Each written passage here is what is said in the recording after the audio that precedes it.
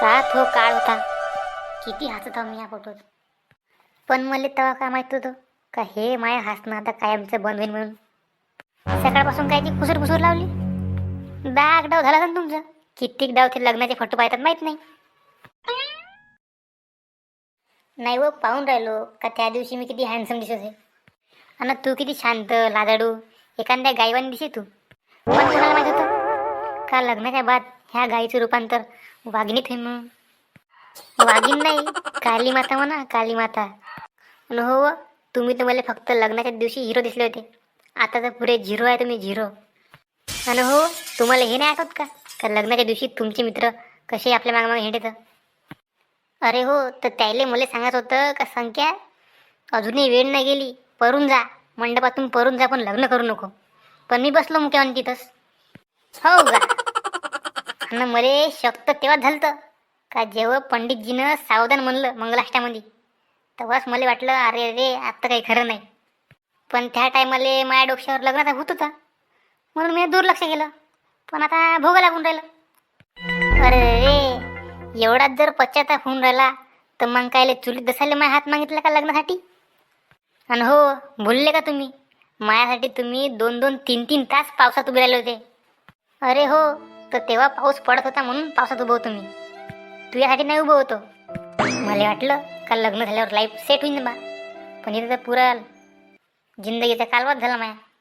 Life set तर दूरच, पण लाईफ अपसेट होऊन गेली. हो का, लाईफ अपसेट. हो. आणि मला तर आता असं वाटते का त्या मीनं ज्या लग्नाच्या पत्रिका छापल्या होत्या त्या पत्रिकावर लिहायला पाहिजे होतं का पहिली आप आणि फिर पाप. काय म्हणलं तुम्ही, मी पाप का.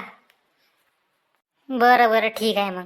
जा मग तुम्ही आता तुमचे त्या पुण्यवान जे मित्र आहेत तुमचे त्याच्याकडे जा जेवाले. आज घरात काही भेटणार नाही तुम्हाला. अरे राग आला का तुले. मजाक करतो तुम्ही. तू तर माझ्यासाठी वरदान आहे, वरदान. गड्यातलं ताईत आहे माया. राहू द्या आता, पाणी नोकाला बघावचं. लग्नात तर माया बाबाला वचन दिलं काही इच्छा डोळ्यात कधीच पाणी येऊ देणार नाही म्हणून. आणि रोज मी कांदे कापतो तेव्हा माझ्या डोळ्यात पाणी येते, तेव्हा कुठं राहता तुम्ही. अहो बाई, कांदा तू कापते पण पाणी माझ्या डोळ्यात येते, कारण की कांद्याचे पैसे मीच मोजतो ना. हो का, म्हणजे तुम्हाला कांदा माझ्यापेक्षा महाग वाटते आहे ना. आता मी ठरवलं उद्यापासून भाजीत कांदा टाकणं बंद. आता खाता उकडलेले का खात आहेत तुम्हाला तर भाजीपाला कोणता आणतात ना. अहो नाही व माझे चुकलं, माफ कर मले, माफ कर मले. लग्नाचा निर्णय ह्या माझ्या आयुष्यातला सर्वात चांगला निर्णय होता. आता मला समजलं फक्त तो निर्णय कोणाचा होता हे मला आता आठवून नाही राहिलं. नाही तर त्याची सोलटे लमवले असते. हो बाई, मला माफ कर.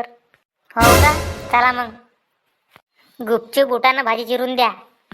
नाही तर पुढच्या लग्नाच्या वाढदिवसाचा फोटो तुमचा दवाखान्यातला राहील. दवाखान्यात म्हणजे का माझ्या जेवणात काय जर टाकशील का तू. नाही व, असं नको करू. तू जे म्हणशील ते करीन आता, असं नको करू. चला मग या फटकन.